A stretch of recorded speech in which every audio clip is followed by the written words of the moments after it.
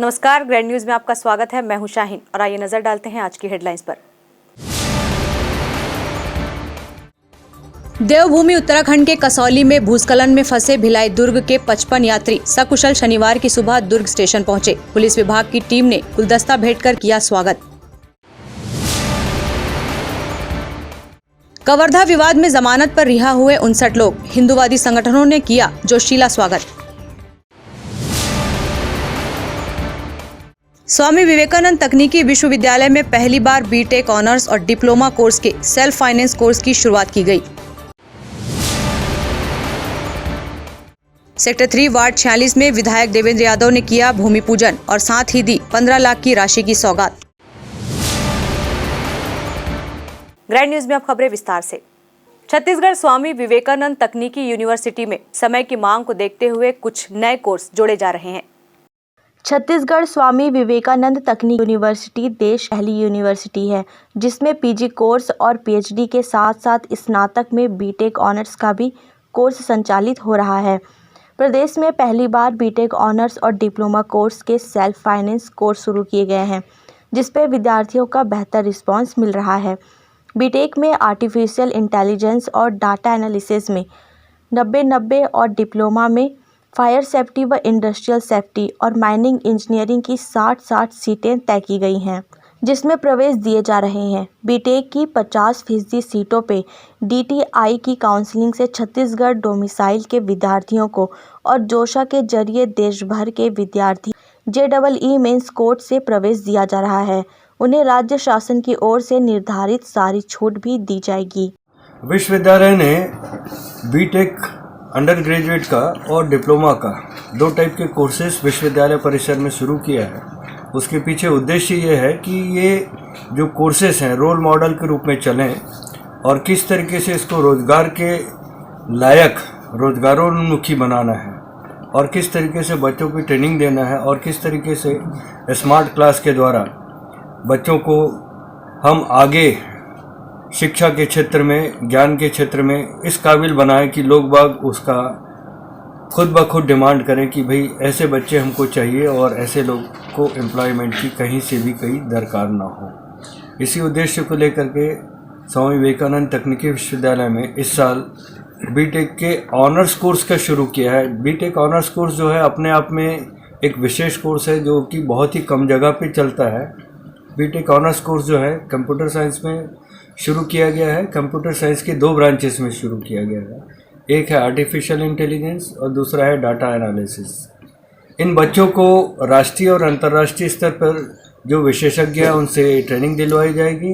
इनको लेबोरेटरी के लिए online laboratory skill development system करके इनकी कोडिंग कैपेसिटी बहुत उच्च लेवल की, उच्च स्तर की बनाई जाएगी और साथ ही साथ इन बच्चों का इंटरेक्शन विभिन्न इंडस्ट्रीज़ में, आईटी इंडस्ट्रीज़ में राष्ट्रीय और अंतर्राष्ट्रीय स्तर पर कराया जाएगा ताकि इनकी एम्प्लॉयबिलिटी और अंडरस्टैंडिंग उच्च स्तर की रहे। इसमें छत्तीसगढ़ के विद्यार्थियों के लिए 45-45 का कोटा रखा गया है और बाकी 45 कोटा जो है जोसा के द्वारा जेईई मेंस के द्वारा ऑल इंडिया लेवल पे होगा और इन बच्चों के रहने की भी व्यवस्था टेम्परेरी हॉस्टल करके हम बना रहे हैं। और ये हो गया हमारा बीटेक कोर्स के बारे में। इसी तरीके से हम सेल्फ फाइनेंस कोर्स के तहत डिप्लोमा का कोर्स 2 जिसकी बहुत ज़्यादा ज़रूरत है और जिसमें रोजगार की बहुत ज़्यादा संभावना है। आपको बता दें कि पढ़ाई के साथ साथ छात्रों को स्किल डेवलपमेंट के लिए भी तैयार किया जा रहा है ताकि आने वाले समय में छात्र डिग्री के साथ साथ आर्ट ऑफ बिजनेस और मैनेजमेंट भी बेहतर सीख सकें और छात्रों को भविष्य में किसी तरह की कोई परेशानी ना हो। ग्रैंड न्यूज़ के लिए अतुल शर्मा की रिपोर्ट। ट्विन सिटी के 55 यात्री शनिवार की अलसुबह उत्तराखंड से सकुशल वापस लौट आए। लौटने पर सभी 55 यात्रियों का दुर्ग रेलवे स्टेशन में आत्मीय स्वागत किया गया। ट्विन सिटी से उत्तराखंड विजिट पर गए हुए 55 लोग शनिवार की सुबह सुरक्षित दुर्ग पहुंचे, जहां इतने बड़े हादसे से निकलने के बाद की खुशी सभी के चेहरों पर झलक रही थी। आपको बता दें कि देवभूमि उत्तराखंड के कसौली में भूस्खलन में फंसे भिलाई के 55 लोग सकुशल शनिवार की सुबह दुर्ग पहुंच गए। जहां जिला प्रशासन, पुलिस विभाग सहित बड़ी संख्या में पहुंचे लोगों ने सभी को गुलाब का फूल भेंट कर उनका स्वागत किया। इस विषय में भिलाई पहुंचे लोगों ने अपनी आप बीती कुछ इस तरह से सुनाई। सफर तो हम लोग घूमने के लिए निकले थे और ये नहीं पता था कि वेदर ऐसा हो जाएगा। हम लोग नैनीताल गए, वहाँ से निकले, वहाँ से घूम के आए। वहाँ से हम लोग जब निकले तो रानीखेत और कैची धाम के बीच में अचानक से ये आया कि बहुत बड़ा तूफान आ गया और जो नदी एकदम पतली सी बह रही थी वो तूफान बहने लगा और उसके बाद हमारी गाड़ी फंस गई। मतलब इधर भी रोड कट गया, नाले की तरह बन गया और जहाँ गाड़ी खड़ी थी वो रोड भी कट गया। उसके बाद हम लोग धीरे धीरे लाइट वाइट सब बंद हो गई। हमारा मोबाइल भी स्विच ऑफ हो गया। सिर्फ वहाँ पर आइडिया का एक मोबाइल काम किया और जो वहाँ पर झुग्गी झोपड़ी वाले थे उन लोगों ने बहुत मेहनत की कि हाँ हम लोग को कुछ मिल जाए। धीरे धीरे हमारे पास खाने पीने की सारी साधन था। बारिश का पानी पिए हम लोग जो झरना बह रहा था उसका पानी हम लोग पिए। और बाद में पता चल रहा है कि वहाँ पे लाशें दबी हुई है। उसके बाद हम लोग सुबह में बोले कि कोई सुविधा नहीं मिल रहा हम लोग को, क्योंकि कोई कनेक्ट नहीं हो पा रहा। वहाँ के डीएसपी एसपी सबका जहाँ जहाँ जिसको खबर गया, जहाँ तक फोन आ सकता था आया। उसके बाद धीरे धीरे सारे मोबाइल बंद हो गए। फिर हम लोगों ने सुबह में बोला कि अब तो कैसे भी या तो जी है हमारे, भागते हैं हम लोग वहाँ से। फिर हम लोग वहाँ से निकले तो सोचो कि मतलब मौत के इससे जंप कर करके लाशों के ऊपर से पहाड़ गिरने, अब गिर रहा है तब गिर रहा है। हम लोग वहाँ से भाग के कैची धाम पहुँचे। वहाँ के लोगों ने बहुत हेल्प किया, जो लोकल लोग थे। हम लोग को उधार मतलब मोटा सा जो पानी का झरना था, मतलब उसमें कोई रुक नहीं सकता, उसको हम लोगों ने पार करा बहुत दिक्कत की हम लोग। वहीं कलेक्टर डॉक्टर सर्वेश्वर नरेंद्र भूरे ने बताया कि प्रदेश के मुखिया के आदेश के बाद सभी 55 लोगों से लगातार बातचीत की जा रही थी और एक निश्चित समय देखकर सभी को वापस लाया गया। लोग नैनीताल जिले में कांची धाम करके जगह पे फंसने की सूचना प्राप्त हुई थी। प्रथम दिवस में क्योंकि उस जगह पे जाना बहुत ही मुश्किल था, तो पहले दिन थोड़ा जो फंसे हुए यात्री थे उनको दिक्कत हुई थी, परंतु दूसरे दिन हम लोगों ने यहाँ के प्रशासन से पहले ही संपर्क कर लिया था। तो दूसरे दिन सभी लोगों को सुरक्षित नैनीताल लाया गया और उसके पश्चात रोड से दिल्ली और दिल्ली से फिर आज सवेरे वो लोग भिलाई पहुँचे हैं। इसमें माननीय मुख्यमंत्री जी द्वारा निर्देश दिए गए थे कि सभी जो यात्री हैं उनको किसी भी प्रकार की परेशानी ना हो। इसको हम लोगों ने व्यक्तिगत रूप से देखा था और मुझे खुशी है कि सब लोग आज यहाँ सुरक्षित और आज वापस। फिलहाल इतने बड़े हादसे से निकलकर अपने घर पहुंचे लोगों में जहां एक तरफ डर दिख रहा था, वहीं दूसरी तरफ अपनों के बीच पहुंचकर सभी की खुशी का ठिकाना ना रहा और सभी ने प्रदेश के मुखिया भूपेश बघेल को धन्यवाद दिया। ग्रैंड न्यूज़ के लिए दुर्ग से वीना दुबे की रिपोर्ट। त्योहारी सीजन को देखते हुए नगर निगम प्रशासन और जिला प्रशासन बाजार की व्यवस्था को सुधारने हर संभव प्रयास कर रहा है। दुर्ग के हृदय स्थल में बसे इंदिरा मार्केट में त्यौहार को लेकर काफ़ी अव्यवस्था का आलम है। रोजाना ग्राहक बाजार में खरीदारी करने पहुंच रहे हैं, लेकिन मार्केट में पार्किंग व्यवस्था दुरुस्त होने के कारण ग्राहक भी मजबूरन अपने दोपहिया और चौपहिया वाहनों को बेतरतीब ढंग से दुकानों के बाहर ही खड़े कर रहे हैं, जिससे बाजार में अव्यवस्था पसरी हुई है। वहीं दूसरी तरफ दुकानदारों ने दुकान के बाहर सामान निकाल कर रखा हुआ है, जिससे आधी सड़क सामान से भर गई है और बाजार पहुंचने वालों को दिक्कतों का सामना करना पड़ रहा है। इस संबंध में जिला कलेक्टर का कहना है कि व्यापारियों के साथ बैठक कर व्यवस्था में सुधार लाने का प्रयास किया जा रहा है। सभी जो व्यापारी संघ है और जो हमारे प्रशासन की टीम है, नगर की टीम है, हम लोगों से आग्रह किया है कि एक व्यवस्था बनाएं। इसके संबंध में आज हम लोगों ने एक मीटिंग भी रखा है, तो अपेक्षा ये है कि एक व्यवस्था पूरे जिले में बनी रहे। वहीं नगर निगम आयुक्त हरीश मंडावी ने बताया कि जैसे जैसे त्यौहार करीब आ रहा है, कार्यवाही में तेजी की जा रही है। साथ ही बाजार में पार्किंग के लिए स्थान का चयन कर लिया गया है। इंदिरा मार्केट जो है प्रमुख रूप से त्यौहार के समय प्रभावित होता है। इसके लिए हमने प्लान किया हुआ है। इसमें हमारे पुलिस विभाग के जो हमारे CSP साहब हैं और प्रशासन की ओर से डीएम साहब और फिर अपने ट्रैफिक से DSP साहब जो हैं, उनके साथ में हम अभी विजिट करेंगे। हमने पहले पूरा प्लान कर भी लिया है। 29 तारीख से लेकर टोटल 5 या 6 तारीख तक इसको हम टोटल एरिया को हम ब्लॉक करने का प्लान कर रहे हैं, जिसके तहत हम जो छोटी या बड़ी गाड़ियाँ हैं उस अंदर में प्रवेश करने का प्रतिबंधित करने वाले हैं, जिसके तहत हम पार्किंग भी हम उसी इंट्रेंस में रख देंगे। खास करके जब इधर से हम जाते हैं सबसे पहले हमको फर्स्ट पार्किंग हम बना रहे हैं टीबी जो हॉस्पिटल है वहाँ पास एरिया को हम थोड़ा सा उसको साफ सफाई भी करवाएं, उसको हम ट्रैफिक से बात करके उसको हम विधिवत रूप से एक अस्थायी पार्किंग के रूप में हम बनाएंगे। उसी प्रकार से हमारा एक इस सिरे तक जाएंगे तो हमारा महात्मा गांधी स्कूल है, स्कूल के अंदर हम पार्किंग करने का प्लान कर रहे हैं। तो इस प्रकार से हम बाहर पार्किंग को हम बाहर कर दे रहे हैं, उससे गाड़ियाँ जो वहाँ रखती है और इसी कारण से व्यवस्था होती है। फिलहाल त्योहारी सीजन में प्रत्येक वर्ष बाजार का यही हाल रहता है और प्रशासन द्वारा अभियान चलाकर व्यवस्था में सुधार लाने का प्रयास किया जाता है, जिससे बाजार पहुंचने वालों को परेशानी ना हो। ग्रैंड न्यूज़ के लिए दुर्ग से बीना दुबे की रिपोर्ट। त्योहारी सीजन को देखते हुए पुलिस प्रशासन के द्वारा निगरानी शुदा बदमाशों की धरपकड़ लगातार की जा रही है। इसी के तहत अक्टूबर माह में लगभग 39 लोगों के खिलाफ कार्रवाई की गई। दुर्ग थाना प्रभारी भूषण एक्का का कहना है कि कार्रवाई लगातार जारी रहेगी, जिससे शांतिपूर्ण वातावरण में त्योहार मनाया जा सके। श्रीमान वरिष्ठ पुलिस अधीक्षक महोदय, एडिशनल एसपी महोदय, सिटी सीएसपी महोदय के नेतृत्व में त्योहारी सीजन की इस अक्टूबर माह में गुंडा बदमाश, निगरानी बदमाश और शरारती तत्वों के विरुद्ध में लगातार कार्रवाई की जा रही है। अक्टूबर माह में 25 आर्म सेट के 12 मामले हैं। आबकारी एक्ट के तहत में 4 प्रकरण हैं और 151 के तहत पर 31 प्रकरण 31 व्यक्तियों के खिलाफ में कार्रवाई की गई और ये कार्रवाई अभी लगातार चलती रहेगी।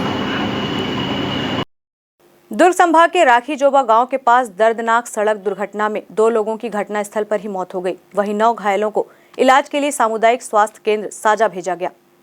बता दें कि दुर्ग बेमेतरा स्टेट हाईवे मुख्य मार्ग राखी जोबा के बीच बीते रात दर्दनाक सड़क दुर्घटना हो गया। वहीं इस घटना में 2 लोगों की मौत हो गई है और 9 घायलों को 108 की मदद से इलाज हेतु सामुदायिक स्वास्थ्य केंद्र साजा ले जाया गया।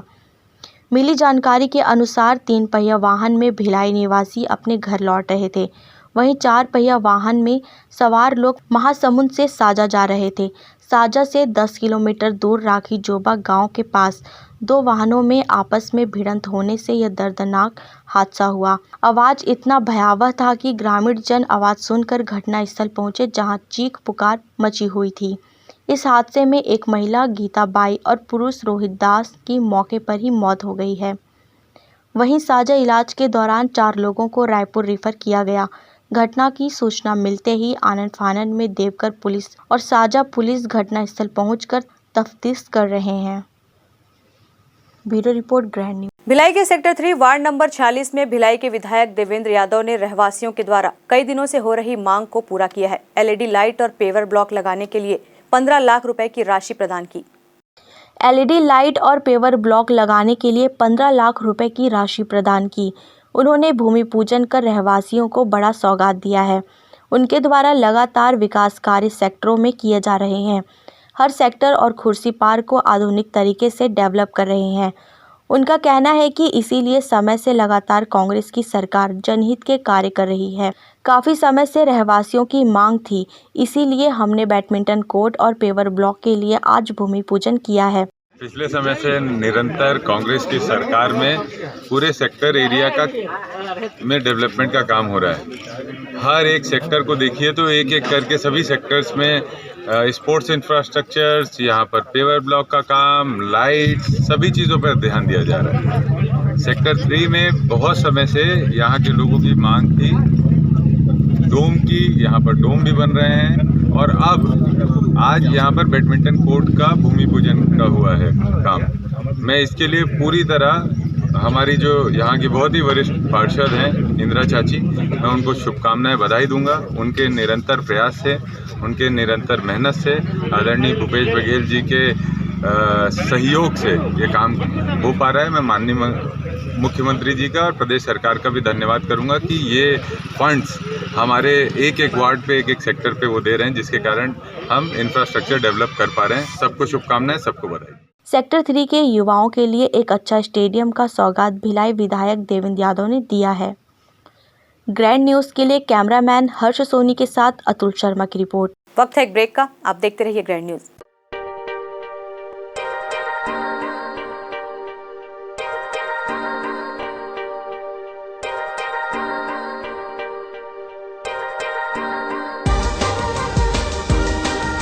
relationships are forever. Out of all loved ones, your children are most precious. One of our biggest dreams is to give our children's marriage the top in luxury and facility.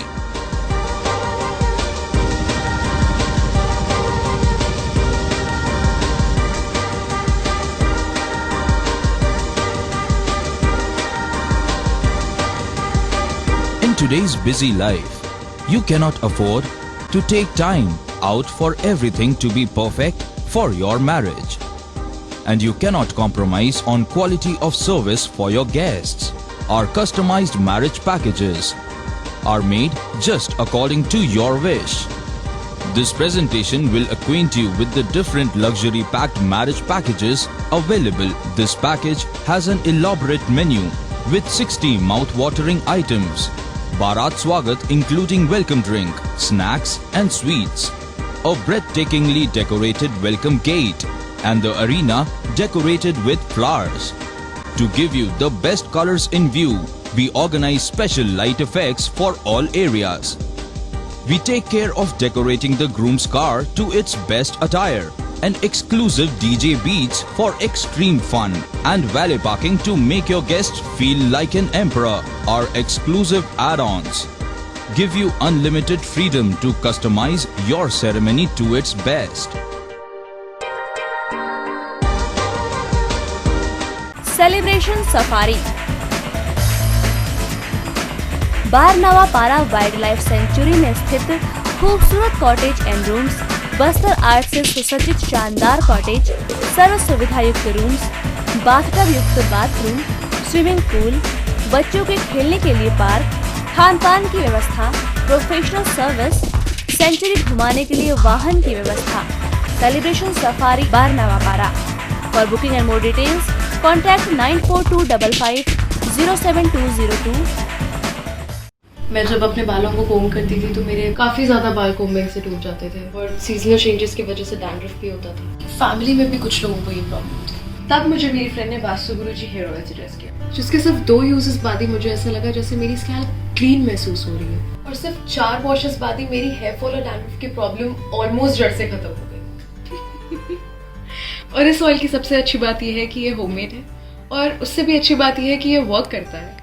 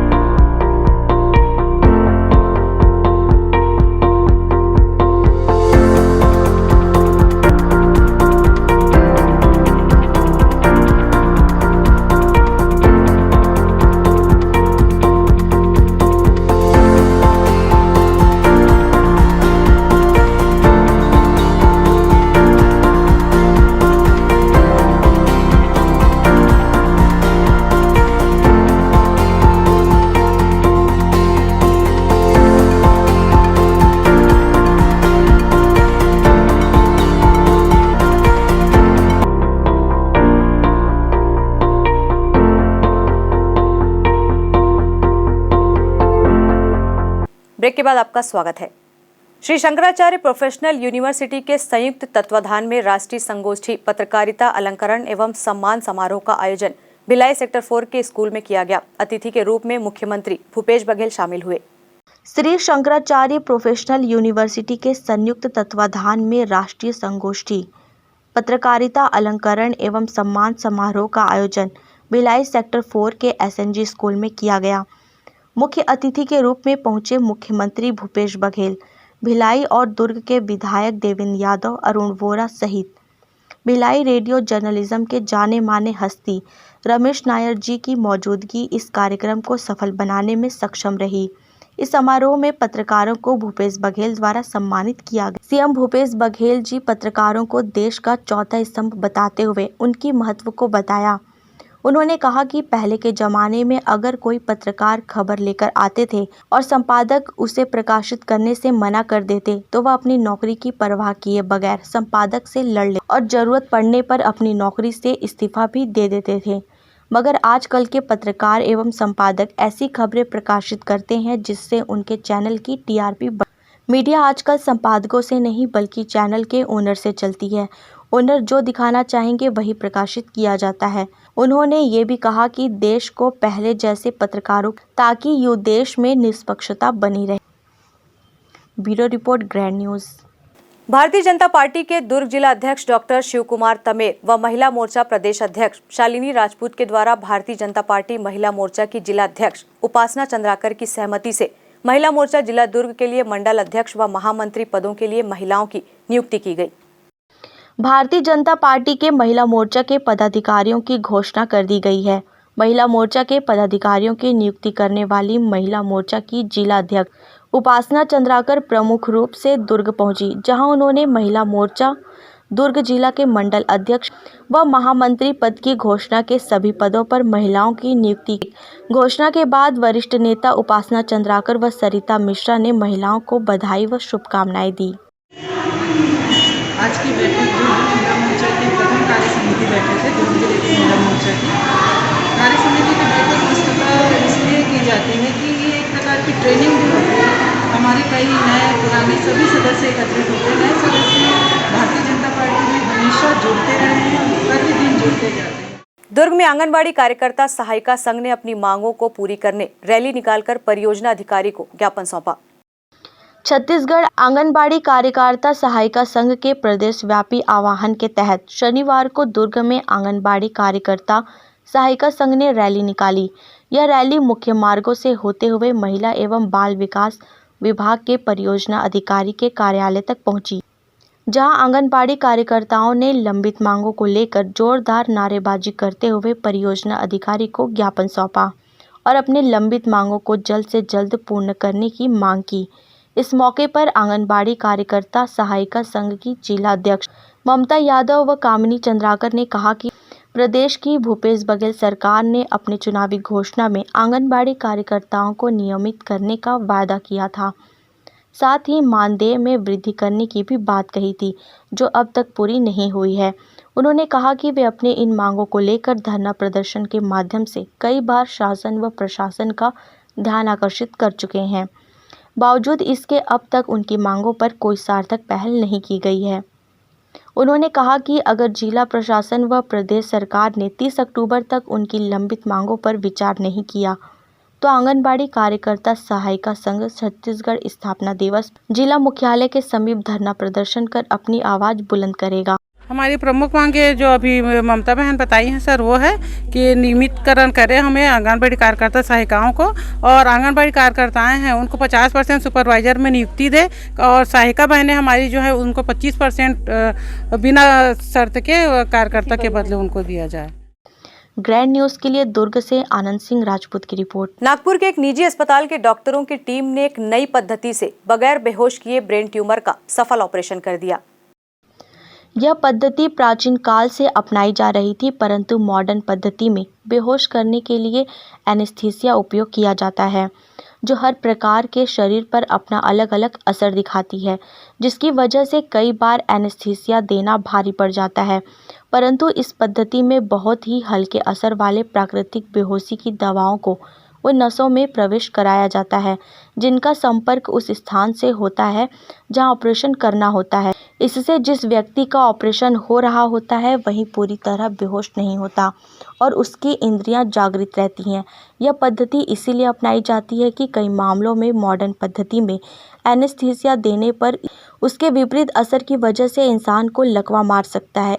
इससे बचने के लिए यह पद्धति कारगर सिद्ध हो रही है और इस तरह की पद्धति से ऑपरेशन करने पर खर्च भी काफ़ी कम आता है।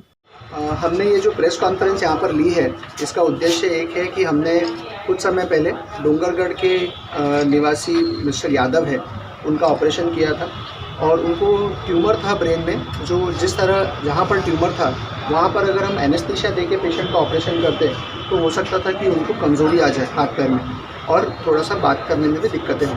तो हमने ये डिसीजन लिया कि हम पेशेंट को पूरी तरह से अवेक रख के या पूरी तरह से होशो हवास में रख के ये ऑपरेशन करेंगे। ऑपरेशन के दौरान हमने एनेस्थीसिया का यूज़ किया, जिसको हम लोकल एनेस्थीसिया बोलते हैं, और पेशेंट को स्कैल्प लॉक दिया और पेशेंट को सुन कर दी उसकी सर की चमड़ी। उसके बाद ये पूरा ऑपरेशन किया गया जो 3.5 घंटे चला। ऑपरेशन के दौरान पेशेंट हमसे बात कर रहा था, बीच बीच में हम ये चेक कर रहे थे कि पेशेंट का हाथ पैर काम कर रहे हैं कि नहीं और पेशेंट का मूवमेंट कैसा है।